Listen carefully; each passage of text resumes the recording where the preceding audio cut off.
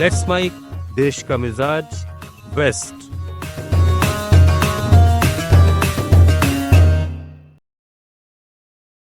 ये है let's mike more than radio.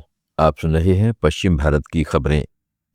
Lok Sabha अध्यक्ष ओम बिरला ने विधानसभाओं को राजनीतिक नेतृत्व का प्रशिक्षण स्थल बताते हुए सांसदों और विधायकों से आग्रह किया है कि वे सदन में उठाए गए मुद्दों की गहरी समझ विकसित करें और सार्थक बहस तथा रचनात्मक भागीदारी के माध्यम से संसदीय परंपराओं का पालन करें। आज जयपुर में राजस्थान विधानसभा के 75वें स्थापना दिवस पर हुए अमृत महोत्सव में बिरला ने कहा कि उन्होंने संसदीय परंपराएं राजस्थान विधानसभा से सीखी हैं और सदन को अपने विधायी मूल्यों को आकार देने का श्रेय दिया। उन्होंने कहा कि नेता सदन में व्यवधान पैदा करके नहीं बल्कि तर्कपूर्ण बहसों और जानकारीपूर्ण चर्चाओं से बनते हैं। अमृत महोत्सव में पहुंचे नेता प्रतिपक्ष टीकाराम जूली ने कहा है कि आज प्रदेश की विधानसभा के अमृत महोत्सव की शुरुआत है। अगले वर्ष 75 वर्ष पूरे होंगे। इसी कड़ी में अमृत महोत्सव का आयोजन किया गया है। राजस्थान के विकास में सभी लोगों का योगदान रहा है। यह हम सभी के लिए गौरवशाली समय है।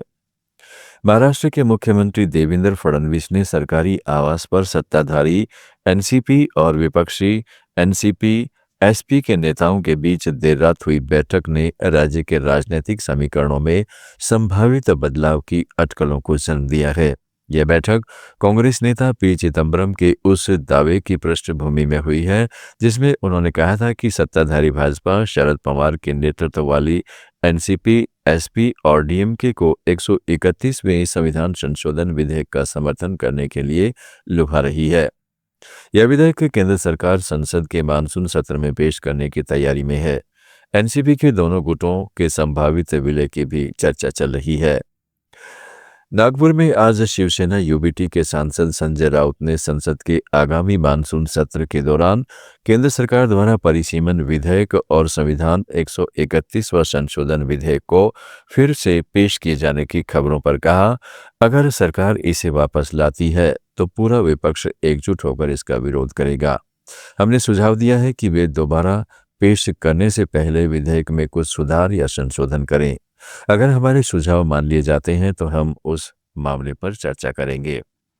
गृह मंत्रालय ने महाराष्ट्र में एनआईए के जांचे गए अपराधों के ट्रायल के लिए एक विशेष न्यायालय गठित किया है। मंत्रालय ने बॉम्बे हाई कोर्ट के मुख्य न्यायाधीश और महाराष्ट्र सरकार से बातचीत के बाद यह फैसला लिया है। मंत्रालय ने आतंकवाद और अन्य आपराधिक मामलों की त्वरित सुनवाई के लिए मुंबई के सिटी सिविल और सत्र न्यायालय के कोर्ट रूम नंबर 26 को विशेष अदालत के रूप में नामित किया है। राजस्थान में भरतपुर के बिहारी जी मंदिर में दान चोरी का मामला सामने आया है। दानदाता परिवार ने करीब 3,65,000 रुपए कीमत का हीरा गायब होने का आरोप लगाया है।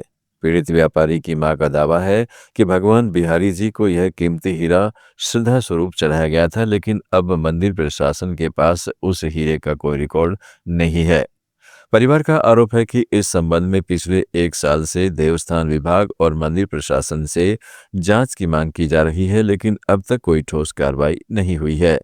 वहीं देवस्थान विभाग आयुक्त मुकेश कुमार का कहना है कि मंदिर के रिकॉर्ड में जो वस्तु जमा है वह असली हीरा है या कांच का टुकड़ा, इसकी पुष्टि अभी नहीं हो पाई है। गोवा सरकार ने स्पष्ट किया है कि एनआरआई या अनुपस्थित भूस्वामियों की किसी भी संपत्ति का सर्वेक्षण मालिक की सहमति के बिना नहीं किया जाएगा। सरकार ने यह भी आश्वासन दिया है कि प्रायोगिक चरण में एकत्र किया गया डेटा मौजूदा भूमि अभिलेखों से अलग रखा जाएगा। बंदोबस्ती एवं भूमि अभिलेख विभाग के अधिकारियों ने कहा बंदोबस्त एवं भूमि अभिलेखा विभाग के अधिकारियों ने कहा है कि यह प्रायोगिक परियोजना मौजूदा फॉर्म डी या फॉर्म 14 अभिलेखों का स्थान नहीं लेगी और एकत्र किया गया कोई भी डेटा अलग ही रहेगा। अभिलेखों को तभी एकीकृत किया जाएगा जब केंद्र सरकार राज्यव्यापी सर्वेक्षण पूरा होने के बाद इस कार्यक्रम को पूरे गोवा में लागू करने का निर्णय लेगी। गुजरात की सबसे बड़ी शक्तिपीठ अंबाजी के मंदिर में भी चढ़ावा चोरी हो गई है। महाराष्ट्र, गोवा, गुजरात, दमन और राजस्थान की ताज़ा खबरों की इस बुलेटिन को रोजाना सुनने के लिए डाउनलोड करें लेट्स माइक ऐप। जुड़े रहिए लेट्स माइक के साथ।